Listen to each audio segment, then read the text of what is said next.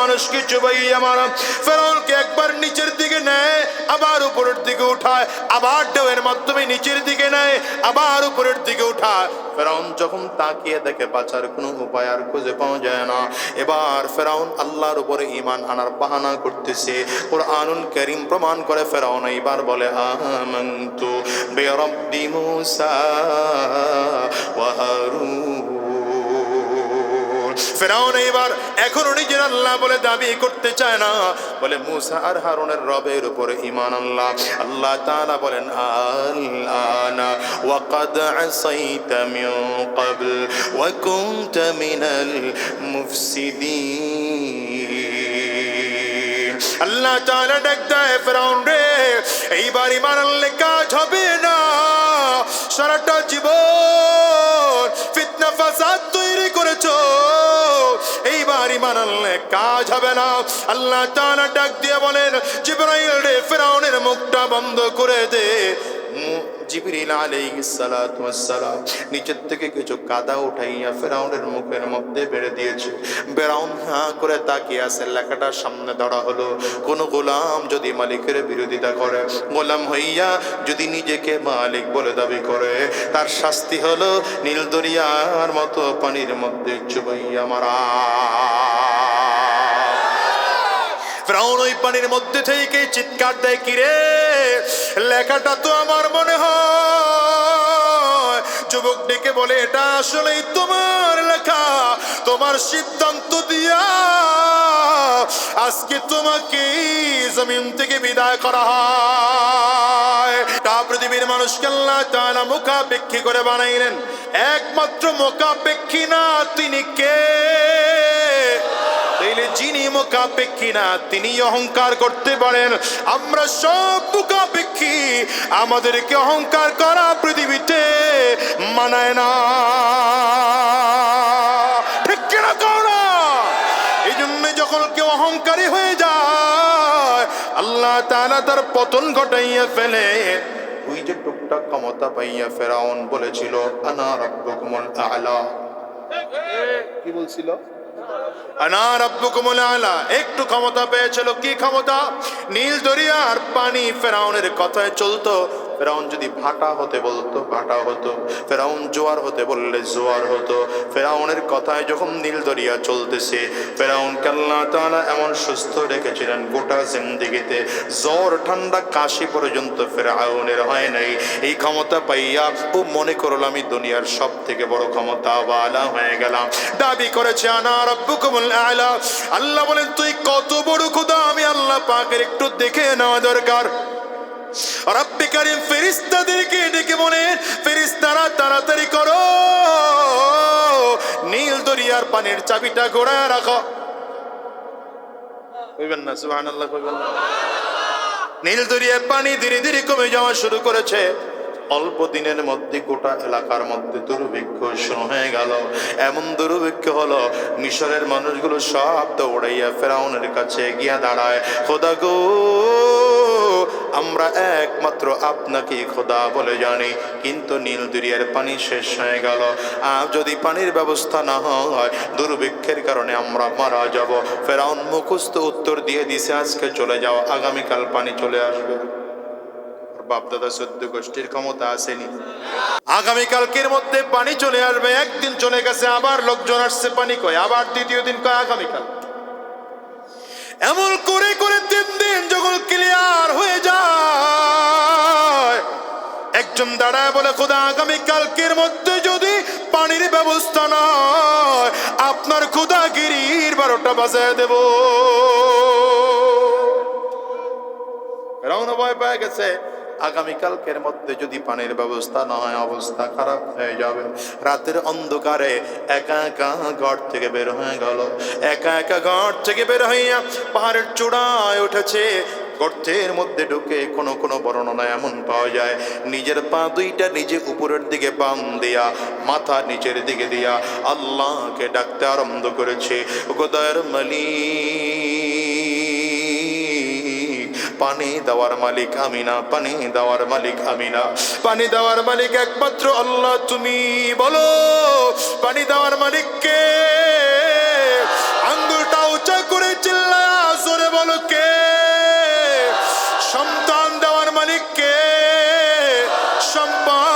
মালিক কে? ফিরআউন আল্লাহর কাছে দোয়া করে, আল্লাহ আগামীকালকের মধ্যে যদি পানির ব্যবস্থা না হয় আমার খোদাগিরি টিকবে না, আমি নিজেও বাঁচবো কিনা সন্দেহ আছে। আয় আল্লাহ, যেমন করে হোক আগামীকালকের মধ্যে পানির ব্যবস্থা করো। ফিরআউন কেন দোয়া করলো? মুহাদ্দিসিন মুফাসসিরিন কোন বলেন কারণ হলো ওই যে ইবলিস আল্লাহ পাকের কাছে চাইলো, চাইয়া পাইলো। ইবলিস প্রমাণ করে দেয় কোন বেঈমানও যদি আল্লাহ পাকের কাছে চাওয়ার মতো চাইতে পারে আমার মালিক তারেও ফিরায় না। আল্লাহ পাকের দোয়া আছে, উদউনি أستجب لكم وإذا سألك عبادي رب كريم বলেন وإذا سألك عبادي فإني قريب وإذا سألك عبادي عني فإني قريب। বান্দা মুসিবতের মধ্যে পড়ে গেছো, আমি আল্লাহ পাকের কাছে চাও, আমি আল্লাহ তোমার দেওয়ার জন্য তৈয়ার আছি, দেওয়ার জন্য তৈয়ার। ফিরআউন আল্লাহর সামনে দাঁড়ায় কান্না করতেছি, আল্লাহ আগামীকালকের মধ্যে পানির ব্যবস্থা না হলে আমার খোদাগিরি টিকবে না। লম্বা দোয়া করেছে, লম্বা দোয়া করে এবার পাহাড়ের গর্ত থেকে বের হচ্ছে। বের হওয়ার সময় মুখে তাকিয়ে দেখে একজন যুবক দাঁড়ানো, দেখলে মনে হয় সুঠাম দেহের যুবক, বড় কটনওয়ালা, বড় শক্তিশালী যুবক দাঁড়িয়েছে। খোদা গোটা মিশর শহর আপনার খোঁজে কোথাও পাই না, খুঁজে খুঁজে এখানে আসলাম। কেন আসছো রে যুবক? বলে একটা বিচার নিয়ে আসছি। কি বিচার? এখানে বিচারের জায়গা নাকি? আমার সিংহাসনে যাবি, সেখানে গেলে বিচার করে দেবো। যুবক ডাক দেয়, খোদা আবার সিংহাসনে যাব না, এখানেই যেহেতু খুঁজে খুঁজে চলে আসলাম, এখানে বসেই বিচার দেব। ফয়সালা এখানে বসেই দিতে হবে। ফয়সালা না দিয়া এক কদম সামনে বাড়াইবেন তো ঠ্যাংটা ভেঙে ফেলাম। যুবকের থ্রেট শুনে হঠাৎ করে দাঁড়িয়ে গেছে। কি সমস্যা তোমার বলো? এবার যুবক বলে, আমার প্রশ্ন হলো কোন গোলাম যদি মালিকের বিরোধিতা করে আর গোলাম হইয়াই যদি নিজেকে মালিক বলে দাবি করে, তার শাস্তি কেমন হওয়া দরকার? বুঝলেন না? কোন গোলাম যদি মালিকের বিরোধিতা করে আর গোলাম হইয়াই যদি নিজেকে মালিক বলে দাবি করে, তার শাস্তি কি হওয়া দরকার? কথা বলতে বলতে বলতে পাহাড়ের চূড়ায় উঠেছে ফেরাউন। বারবার করে ডান দিকে তাকায়, বাম দিকে তাকায়, নদীর দিকে তাকায়। হঠাৎ করে তাকিয়ে দেখে নদীর মধ্যে পানি থই থই থই থই করতেছে। ফেরাউনের মনের ভিতরে শান্তি চলে আসলো, তৃপ্তি হয়ে গেল। তাইলে বুঝি আমার খোদা আমার কথা শুনছে, আমার খোদাগিরি বুঝি টিকবে। আনন্দের চোটে ডাক দেয়, এই যুবক, কোন গোলাম যদি নিজের মালিক বলে দাবি করে, তার শাস্তি হলো এমন নীল দরিয়ার পানির মধ্যে চুবাইয়া মারা। কথাটা মনে রেখেন, পরে ফিনিশিং দিয়ে দিতে কথা। এবার যুবক বলে, খোদা তাই ইলেকট্রন কাগজের মধ্যে লিখে দেন কলম দিয়া। লিখে দিয়েছে, কোন গোলাম যদি মালিকের বিরোধিতা করে, গোলাম হইয়া যদি নিজের মালিক বলে দাবি করে, তার শাস্তি হলো নীল দরিয়ার মতো পানির মধ্যে চুবাইয়া মারা। লিখে দিয়ে চলে গেল যুবক যুবকের জায়গায়, ফেরাউন ফেরাউনের জায়গায়। এইবার ফেরাউন যখন এলাকায় ঢুকলো, কি মনে করেন ক্ষমতার পাওয়ার কেমন? মনে হয় যেন চতুর্থবারে আবার 2024 ক্ষমতায় বসছে। এইবার এত পাওয়ার কাউরে সহ্য হয় না, আলেমদেরকেও সহ্য হয় না। ধরে ধরে ধরে ধরে জেলের মধ্যে বল। ওই যে মুসা আলাইহিস সালাম রে কয় এলাকার থেকে বের করে। এখন এলাকার থেকে তো আর হুজুর করে বের করা যায় না, তাইলে কি করা যায়? গোটা দুনিয়ার জমিন থেকে বের কইরা হুজুর করে জেলখানায় বইরা রাখো। না ঠিক সবাই কইল না? ঘটনা কি কথা কন নাই? আবার সুযোগ দিলাম, জোরে বলেন ঠিক না বেঠিক? প্রত্যেকজন আলেমকে মামলা দেওয়া হয়েছে, হামলা করা হয়েছে, চক্রান্ত করা হয়েছে, হয় নাই? এই শুনে বলো, আল্লামা দিলওয়ার হোসেন সাঈদ সাহেবের বিরুদ্ধে মামলা দেওয়া হয়। কি মামলা? বলে 1971 সময় মানবতা বিরোধী ছিল। কথা কয় না? নাউজুবিল্লাহ। আগামী বছর দেখছেন আউযুবিল্লাহ পাওয়ার দেখছেন, এরা বলে ওয়াজ শুনতে এসে। জোরে কোন, আরো জোরে বলেন, আয় চিল্লা বলো। মামলা দেওয়া হলো আল্লামা মামুনুল হকের বিরুদ্ধে, বলে তিনি ধর্ষণ করেছেন। আল্লামা খালিদ সাইফুল্লাহ আইয়ুবীর বিরুদ্ধে মামলা দেওয়া হলো, গুলিস্তানে ককটেল নিক্ষেপ করেছেন। পীর সাহেব চরমনায়ের বিরুদ্ধে মামলা দেওয়া হলো, তিনি নাকি ৫,০০০ টাকা পকেট মেরেছেন। চিন্তা করেন কত? হ্যাঁ, হাসতেছেন মিয়া। আমার বিরুদ্ধে মামলা দেওয়া হলো, আমি নাকি কার গাছ কাইটা আমার বাড়িতে নিয়ে আসছি। হ্যাঁ, কিন্তু আমি তো বলি শোনো, আলেমদেরকে যারা মামলা করেছো, হামলা করেছো, চক্রান্ত করেছো, ষড়যন্ত্র করেছো, তাকিয়ে তাকিয়ে দেখো তো আমরা উলামায়ে কেরাম এখনো কথা বলি। আমাদের কথা শোনার জন্য এখনো বাংলার জমিনে হাজার হাজার মানুষ উপস্থিত হয়, লক্ষ লক্ষ মানুষের উপস্থিতি হয়। আমরা তাদের সামনে বুক উঁচা করে কথা বলি, মাথা উঁচু করে কথা বলি, গলা টান করে কথা বলি। তোমরা যারা মামলা করেছো, হামলা করেছো, কলা পাতার বিছানায় ঘুমাইয়া বাঁচতে পারো না। রাগ করতেছে? প্যান্ট শার্ট খুলে লুঙ্গি পড়েছো, তারপরে দাড়িটারে কামাইয়া চুলের মধ্যে কলপ লাগাইছো, মাছের ডলারে উঠা নিজের জেলে বলে পরিচয় দিয়েছ, তারপরে বাঁচতে পারো না, ধরা খেয়ে গেছ। ঠিক কেন জোরে কও? এই জন্য মুসলমান বলবো আলেমদের সাথে না জালেমদের সাথে। নারে তাকবীর! না পোষাইলো না, গাড়ি ভাড়ায় পোষায় নাই আওয়াজ, আরো জোরে লাগবে, দুই হাত উঁচু করে। নারে তাকবীর, নারে তাকবীর, আরো জোরে নারে তাকবীর। তোমার নেতা আমার নেতা, তোমার নেতা আমার নেতা, বিশ্বনবী মুস্তাফা। আমরা সবাই রাসূল সেনা, আমরা সবাই রাসূল সেনা, আমরা সবাই রাসূল সেনা। নারে তাকবীর, কোরআন সুন্নাহর আলো,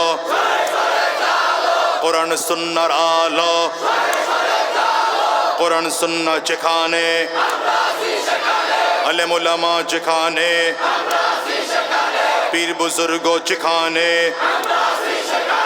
দিয়েছি তো রক্ত। হাত নিচের দিকে নামাইছে কেন? দিয়েছি তো রক্ত, রক্তের বন্যায়, রক্তের বন্যায়, দিল্লি না ঢাকা, দিল্লি না ঢাকা, দালালি না রাজপথ। এই স্লোগান নিয়ে ময়দানে নামেন, দেখবেন কোন বেঈমান সামনে দাঁড়ানোর সুযোগ পাবেন। আস্তে কই লোকে আর ঘটনা কি? আই সুরে বলেন ঠিক না বেঠে? রাগ করতেছেন? অসুবিধা হইতেছে? অসুবিধা হলে আমারে বলবেন, আপনাদের অসুবিধা হলে আমার দ্বিগুণ সুবিধা। যত কম কথা বলা যায় তো আমার তত লাভ। বস না গিলে গাড়ি সত্যি আল্লাহ ফেরাউন লিখে দিছে, এলাকায় ঢুকে আসছে। এবার পাওয়ার কি পরিমাণ বাড়লো বুঝেন তো? আল্লাহ এবার পাওয়ারের ঠেলায় কাউরে সহ্যই হয় না। মুসা আলাইহিস সালাতু ওয়াস সালাম সহ উম্মতদেরকে তাড়া দেওয়ার চক্রান্ত শুরু হয়েছে। আল্লাহ তাআলা পয়গম্বর মুসা আলাইহিস সালাম রে কয়, ঠিক আছে, যেহেতু তোমাদেরকে ওরা রাখতে চায় না, তাহলে চলে যাও। পয়গম্বর মুসা আলাইহিস সালাম ফিরআউনের কারণে রওনা করেছেন। যাইতে যাইতে যাইতে যাইতে সেই পাহাড়ের চূড়ায়, দেখো সেই পাহাড়ের ওই কি বলে লোহিত সাগরের কিনারায় চলে গেল। কোথায়? লোহিত সাগরের কিনারায়। মুসা আলাইহিস সালামের উম্মতরা তাকিয়ে দেখে সামনের দিকে বিশাল উত্তাল সাগর, ডান দিকে ফিরআউনের লোক, বাম দিকে ফিরআউনের লোক, পেছন দিকে ফিরআউনের লোক। অবস্থা বড় খারাপ, মারাত্মক। মুসা আলাইহিস সালামের উম্মতরা বলেন, আজকে বাঁচার তো কোনো উপায় পাচ্ছি না। পয়গম্বর মুসা আলাইহিস সালাম উত্তর দেন, টেনশন করো না, ইন্না মাইয়া রাব্বি সায়াহদিন।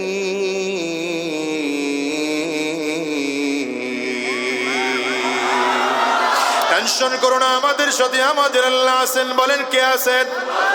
আঙ্গুলটা উঁচা করে চিল্লা বলো। পয়গম্বর মুসা কয়, টেনশন করো না, আমার সাথে আমার আল্লাহ আছেন, আমার আল্লাহ আমাকে রাস্তা দেখিয়ে দিবেন রে মুসলমান। পয়গম্বর মুসা আলাইহিস সালাম আল্লাহ তাআলা বললেন, মুসা রে, হাতের মধ্যে যে লাঠিটা আছে, লাঠি দিয়ে নদীর মধ্যে বাড়ি দাও। লাঠি দিয়ে নদীর মধ্যে বাড়ি দিতে দেরি হয়, নদীর পানিগুলো ভাগ হইয়া একটা দুইটা রাস্তা নয়, 12টা কার্পেটিং রাস্তা তৈরি হতে দেরি হয় না। শুধু রাস্তা নয়, পয়গম্বর মুসা তার উম্মতদেরকে লইয়া নদীর মধ্যে নেমে পথ চলতে আরম্ভ করেছে। মুসা আলাইহিস সালাম যখন নদীর মাঝখানে, ফেরাউনের লোকজনগুলো এই পার থেকে নামতেছে, মুসা আলাইহিস সালাম যখন নদী পার হয়ে গেলেন, ফেরাউনের লোক এখন কোথায়? জোরে বলে না তো, কোথায়? আওয়াজ করে বলেন। এবার আল্লাহ তাআলা ডাক দেয়, পানি,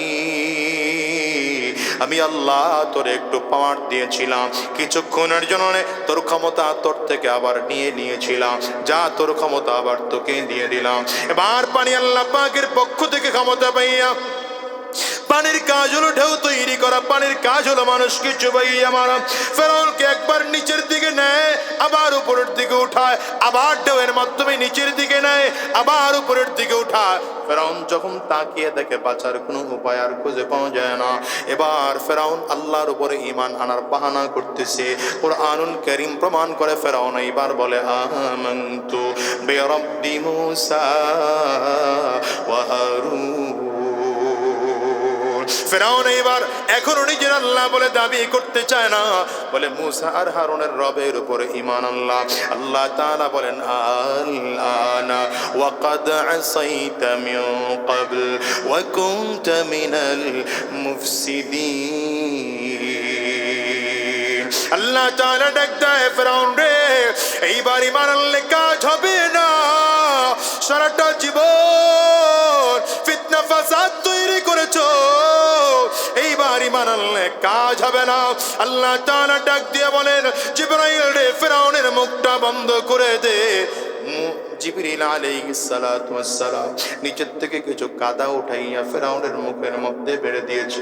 ফেরাউন হাঁ করে তাকিয়ে আছে। লেখাটার সামনে ধরা হলো, কোন গোলাম যদি মালিকের বিরোধিতা করে, গোলাম হইয়া যদি নিজেকে মালিক বলে দাবি করে, তার শাস্তি হলো নীল দরিয়ার মতো পানির মধ্যে চুবাইয়া মারা। ফেরাউন ওই পানির মধ্যে থেকে চিৎকার দেয়, কিরে, লেখাটা তো আমার মনে হয়। যুবক ডেকে বলে, এটা আসলেই তোমার লেখা, তোমার সিদ্ধান্ত দিয়া আজকে তোমাকে জমিন থেকে বিদায় করা হয়। এই মোল্লার মানুষ শুনে নাও, আমি মোল্লা মানুষ বলে দিয়ে গেলাম, 16টা বছর যারা নিজেদের সুবিধার্থে সংবিধান সংশোধন করেছো, মনে রাখো, আমি মোল্লা মানুষ বইলা দিয়ে গেলাম, আজ হোক কাল হোক এই সংবিধান দিয়া বাংলাদেশের জনগণ তোমাকে বাংলার জমিনে আইনা ফাঁসির কাস্টে ঝুলাবে, 1% ছাড় পাইবা না। রাগ করতেছেন? করলে করেন গা, আমি খালি মেন রোডে উঠবার পারলে। আল্লাহ তাআলা এবার ফেরাউনকে মারলেন, পানির মধ্যে চুবাইয়া মারলেন। কেন মারলেন জানো? আল্লাহ বুঝাইলেন, শোনো, এই পানি তোর কথায় চলতো, পানি যে আসলে তোর গোলাম না, পানি যে আসলে আমি আল্লাহ পাকের সৃষ্টি, আমার কথায় চলে, এটা বোঝানোর জন্য ওই দরিয়ার মধ্যেই তোরে জমিন থেকে বিদায় করে দিলাম। ও দুনিয়ার মুসলমানেরা এখন ফেরাউন পড়ে আছে 40 দিন পানির মধ্যে। কয়দিন? মিশরের মানুষগুলো বিশ্বাস করে না, এত বড় দাপটওয়ালা খোদা মরে কেমনে? এই যেমন আপনারাও বিশ্বাস করতে পারেন না, এত বড় ক্ষমতাওয়ালা পালায় কেমন?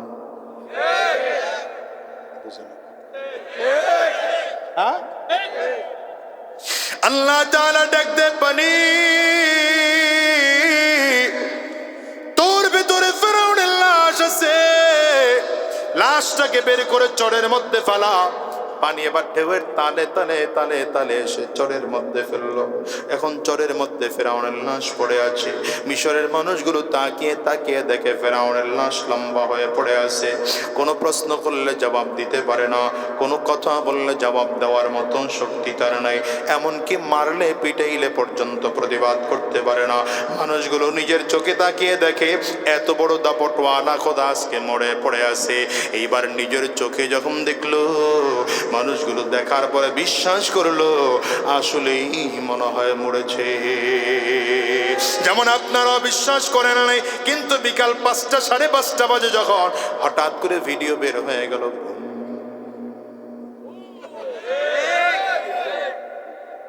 মিলেনি, মিললে আমার কিছু করার আছে। এইবার আল্লাহ ফেরাউনকে লক্ষ্য করে কি বলেছেন, এটা হচ্ছে মূল কথা। এইবার আল্লাহ তাআলা ফেরাউনকে লক্ষ্য করে কথা বলেছেন, এটা কোরআনে আল্লাহ নকল করে দিয়েছেন। আল্লাহ ফেরাউনকে ডাক দেয়, اليوم ننجيك ببدنك لتكون لمن خلفك آية। এই ফেরাউন রে, আমি আল্লাহ তাআলা তোর লাশটাকে কিয়ামত পর্যন্ত হেফাজত করে রাখবো। তোর লাশ মাটি খাবে না, কোনো পানি তোর লাশ পচাবে না, তোর লাশ কোনো দিন গন্ধ হবে না। আমি আল্লাহ অটো কুদরতি মমি করে রাখবো। তোর হাড্ডির সাথে গোশত আর চামড়াগুলো শুকিয়ে শুকিয়ে কাঠ হয়ে পড়ে থাকবে।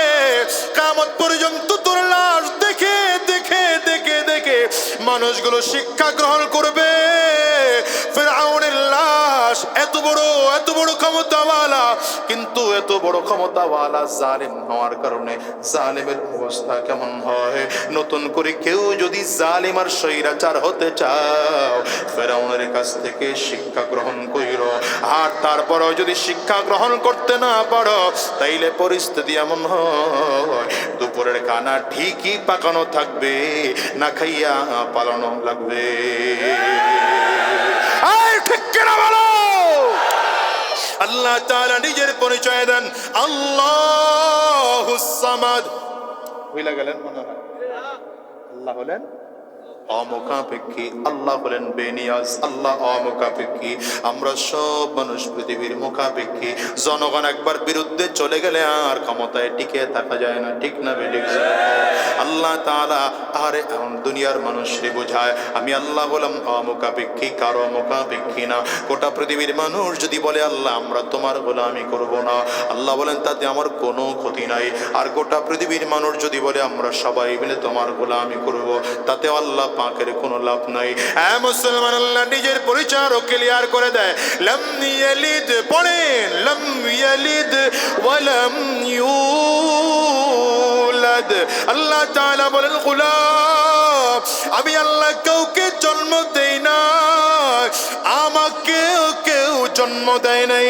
আমি আল্লাহ পাকের দুনিয়ায় কোনো সন্তান নাই, আমি আল্লাহ পাকের কোনো বাবা নাই। ওই যে খ্রিস্টানরা যাদের পূজা করে, ইহুদিরা যাদের পূজা করে, এরা কারো সন্তান আবার কারো বাবা, কেউ তো আল্লাহর সন্তান বলে এদের দাবি করেছে। এই জন্য আল্লাহ বলেন, শোনো আমি দুনিয়াতে কাউকে জন্ম দেই না, আমাকেও কেউ জন্ম দেয় নাই। আমি আল্লাহর কোনো বাবা নাই, আমি আল্লাহর কোনো মা নাই, আমি আল্লাহর কোনো সন্তান নাই, আমি আল্লাহর স্বামী নাই, আমি আল্লাহর বিবি নাই। এবার আল্লাহ নিজের পরিচয় আরো ক্লিয়ার করে তুলে ধরেন, ওয়ালাম ইয়াকুল্লাহু কুফুয়ান আহাদ। আমি আল্লাহর সমকক্ষ গোটা পৃথিবীর মধ্যে কেউ না। তাইলে এবার পুরো কথা বুঝলে সোজা উত্তর দেন, আল্লাহ কয়জন?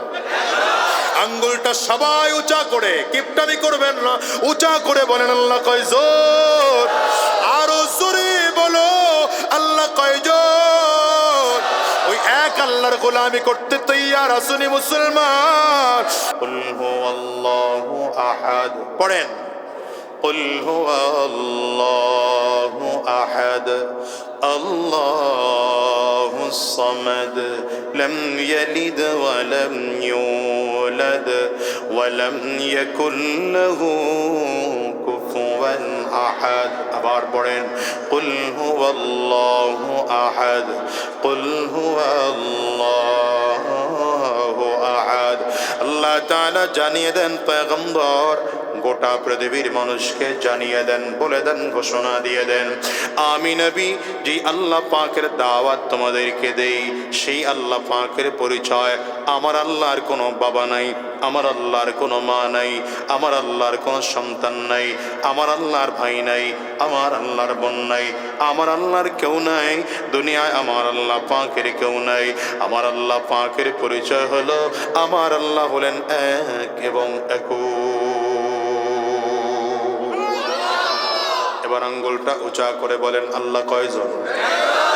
সবাই ইমানে আওয়াজ করে আঙ্গুল উঁচা করে চিল্লায় বলেন আল্লাহ কয়জন? আরো জোরে বলেন আল্লাহ কয়জন? ইহুদিরা বিশ্বাস করে খোদা দুইজন, হিন্দুরা বিশ্বাস করে 360, আবার 33 কোটি দেবতা। খ্রিস্টানরা বিশ্বাস করে আল্লাহ হলেন রব, হলেন 3 জন। কিন্তু মুসলমানদের বিশ্বাস, বলেন খোদা কয়জন? বলেন আল্লাহ কয়জন?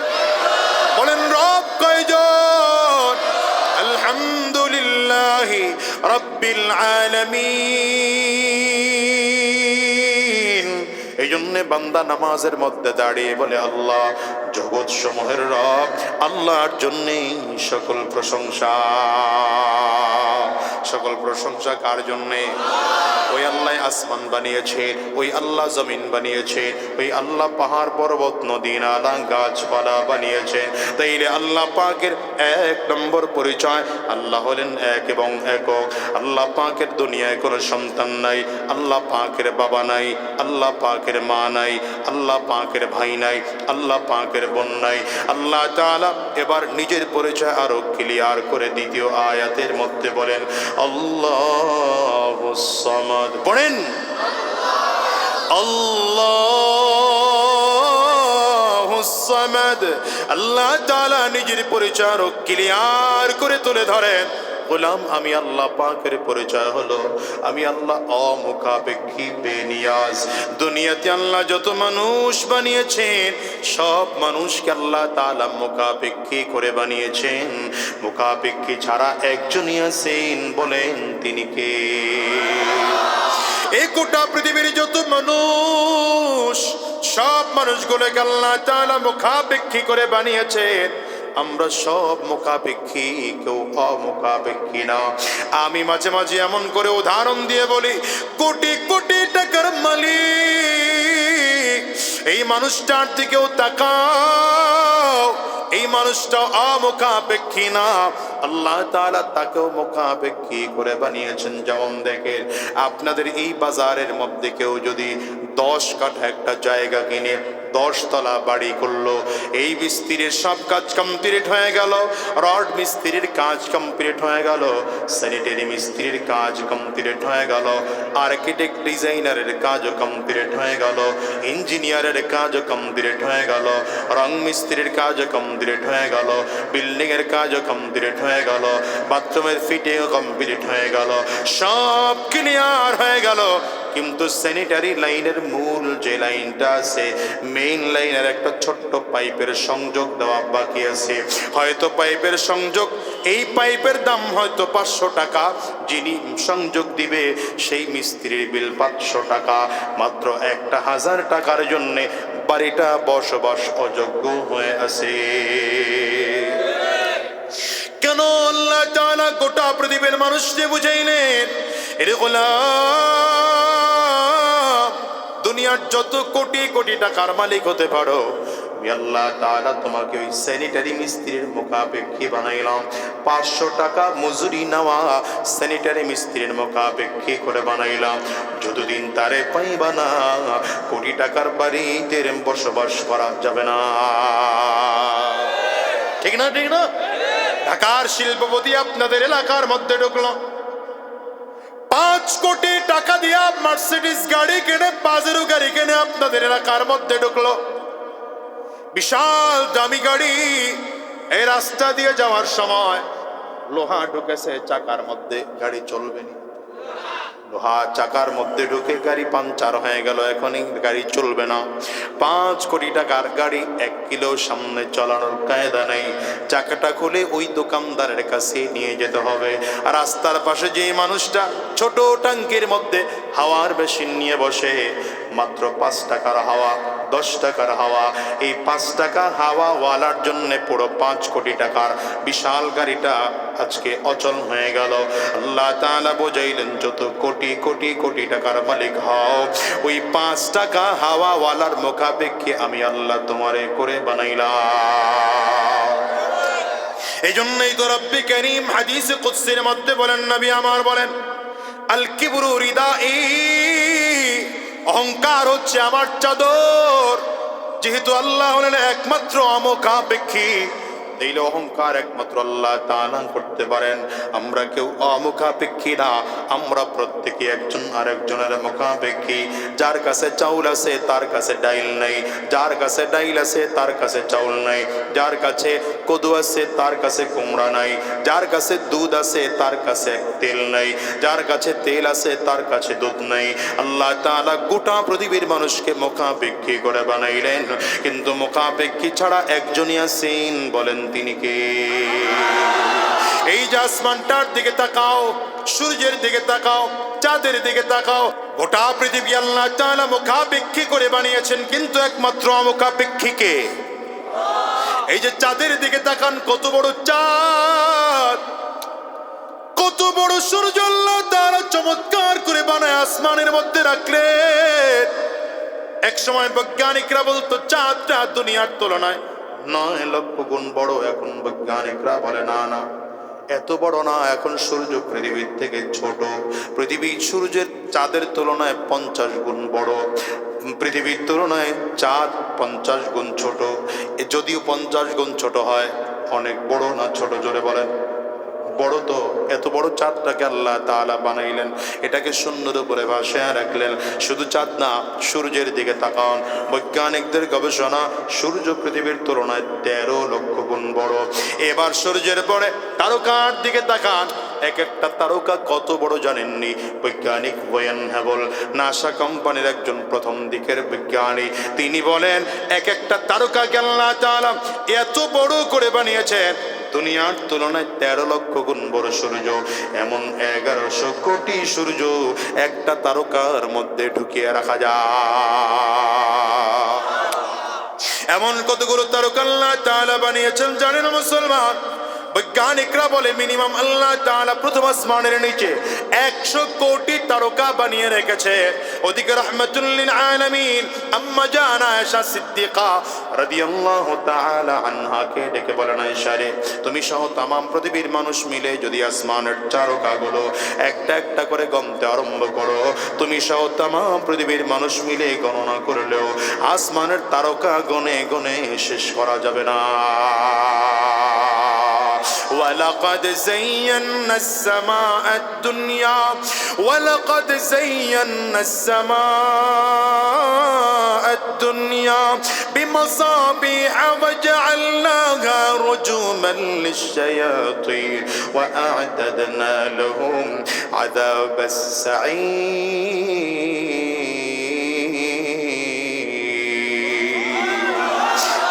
তাআলা বলেন, আমি আল্লাহ তাআলা প্রথম আসমানটাকে তারকা দিয়ে সাজাইলাম। এই আসমান তারকা দিয়ে সাজানোর পরে এরপরে আল্লাহ তাআলা 7 আসমান বানাইলেন। বলেন কয় আসমান? আরো জোরে বলো, কয় আসমান? هو الذي خلق 7 سماوات طباقا ما ترى في خلق الرحمن من تفاوت فارجع البصر هل ترى من فتور।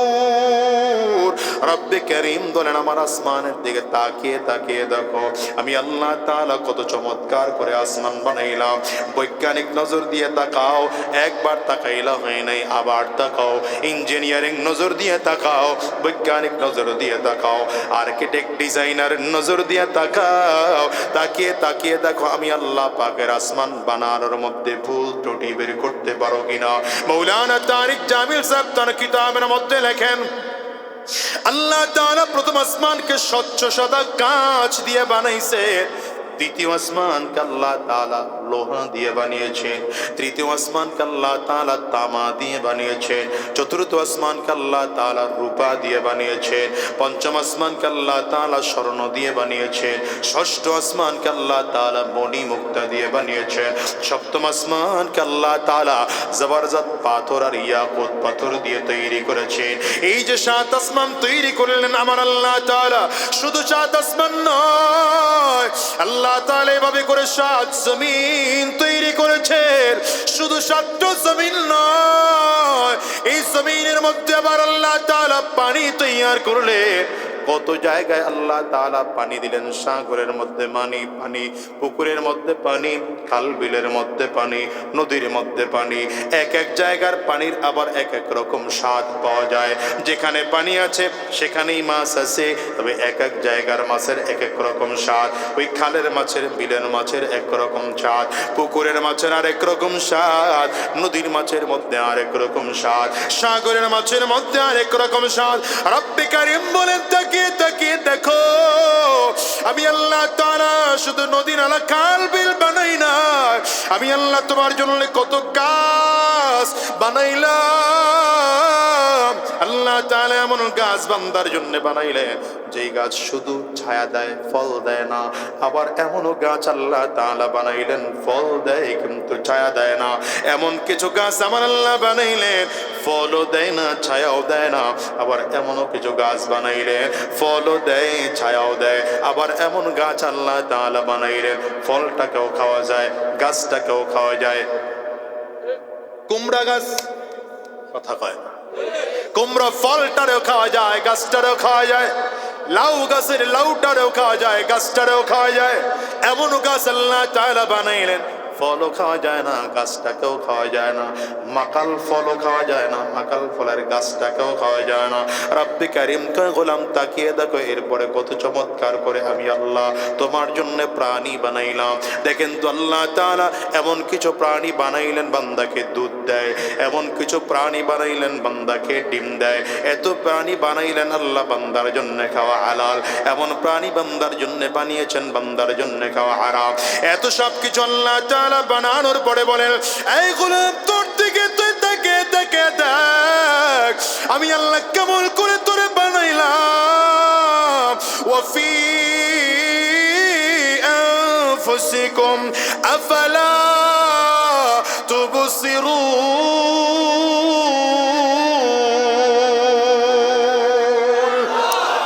তুমি তোমার নিজের দিকে তাকিয়ে তাকিয়ে দেখো আমি আল্লাহ কেমন করে তোমারে বানাইলাম। দেখেন তো এত কোটি কোটি কোটি মানুষ আল্লাহ তাআলা বানাইলেন, একজনের চেহারার সাথে আরেকজনের চেহারার কোনো মিল নাই, একজনের কণ্ঠের সাথে আরেকজনের কণ্ঠের কোনো মিল নাই, একজনের চোখের ছাপের সাথে আরেকজনের চোখের ছাপের কোনো মিল নাই, একজনের আঙ্গুলের বৃদ্ধাঙ্গুলের ছাপের সাথে আরেকজনের আঙ্গুলের ছাপের কোনো মিল নাই। রব্বে কারীম কয়, গোলাম রে, এগুলো বানানোর জন্য, করার জন্য রাজমিস্ত্রির প্রয়োজন হয় নাই, স্যানিটারি মিস্ত্রির প্রয়োজন হয় নাই, আর্কিটেক্ট ডিজাইনারের প্রয়োজন হয় নাই। ইদা আরাদা শাইআন আন ইয়াকুলা লাহু কুন ফায়াকুন। চিল্লা চিল্লা জোরে বলুন আল্লাহু আকবার। এগুলো বানানোর জন্য আমার কাউকে লাগে নাই, আমি আল্লাহ শুধু ইচ্ছা করেছি, সাথে সাথে হয়ে যায়। ও মুসলমান রে, একটা বারের জন্য সব নিলাও, আমার মালিক এত চমৎকার খালিক, যে মালিকের বানানোর জন্য পরিকল্পনা করা লাগে না। সুবহানাল্লাহ বলা যাবে না? আওয়াজ দিয়ে চিল্লা আর জোরে বলো না সুবহানাল্লাহ।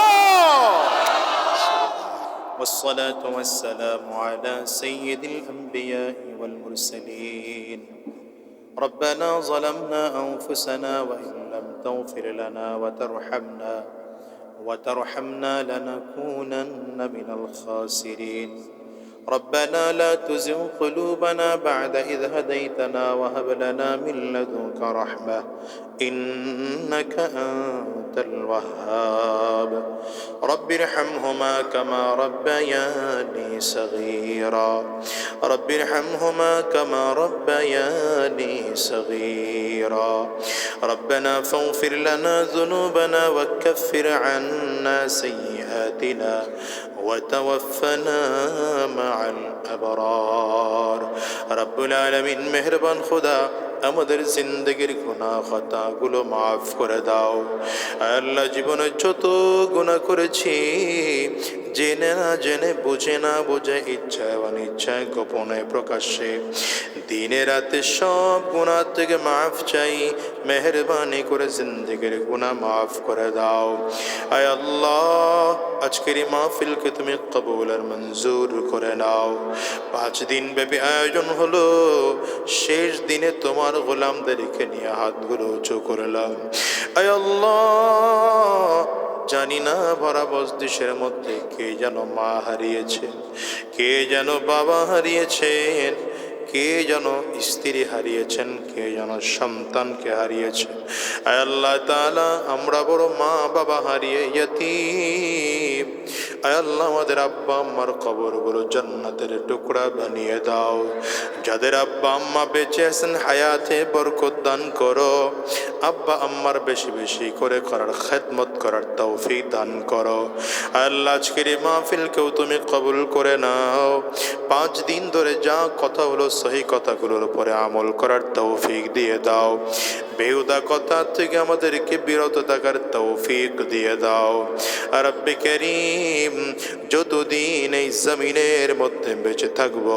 তোমার গোলামি করার তৌফিক দিয়ে দাও জমিন থেকে যখন বিদায় হয়ে যাব ঈমান নিয়ে যাওয়ার তৌফিক দিয়ে দিও শয়তানের ধোঁকা থেকে হেফাজত করো জালিমের জুলুম থেকে হেফাজত করো হিংসুকের হিংসা থেকে হেফাজত করো সব রকম বিপদ আপদ থেকে হেফাজত করো আয় আল্লাহ গোটা দেশটাকে তুমি হেফাজত করো এই দেশকে ইসলামের জন্য কবুল করে নাও এই দেশকে কোরআনের জন্য কবুল করে নাও আয় আল্লাহ আমাদেরকে দ্বীন ও ইসলামের পথে চলার তৌফিক দিয়ে দাও যারা দেশ নিয়ে চক্রান্ত ষড়যন্ত্র করছে ওদেরকে হিদায়াত দিয়ে দাও নসিবে হিদায়াত না থাকলে ওদেরকে ধ্বংস করে দাও আয় আল্লাহ আমাদেরকে দ্বীনের জন্য কবুল করে নাও রব্বে করিম আমাদেরকে দ্বীনের জন্য কবুল করে নাও আয় আল্লাহ 5 দিন ব্যাপী আয়োজন করতে গিয়ে যারা টাকা পয়সা মেধাশ্রম বুদ্ধি দিয়ে সহযোগিতা করলেন প্রশাসনের ভাইয়েরা জনপ্রতিনিধিরা মাইক লাইট স্টেজ প্যান্ডেলের দায়িত্ব যারা পালন করেছেন প্রত্যেককে তুমি কবুল আর মঞ্জুর করে নাও আয় আল্লাহ আমাদেরকে দ্বীনের পথে চলার তৌফিক দিয়ে দাও দুনিয়ার জমিনে যতদিন বেঁচে থাকবো তোমার গোলামি করার তৌফিক দিয়ে দাও জমিন থেকে যখন বিদায় হয়ে যাব ঈমান নিয়ে যাওয়ার তৌফিক দিয়ে দিও আয় আল্লাহ তাআলা যারা যে যে উদ্দেশ্য দোয়া চেয়েছেন প্রত্যেকের উদ্দেশ্যগুলো কবুল করে নাও প্রত্যেকের দিলের নেক মাকাসিদগুলো পূরণ করে দাও আল্লাহ আমাদেরকে দ্বীনের জন্য কবুল করে নাও সুবহানা রাব্বিকা রাব্বিল ইজ্জাতি আম্মা ইয়াসিফুন ওয়া সালামুন আলাল মুরসালিন والحمد لله رب العالمين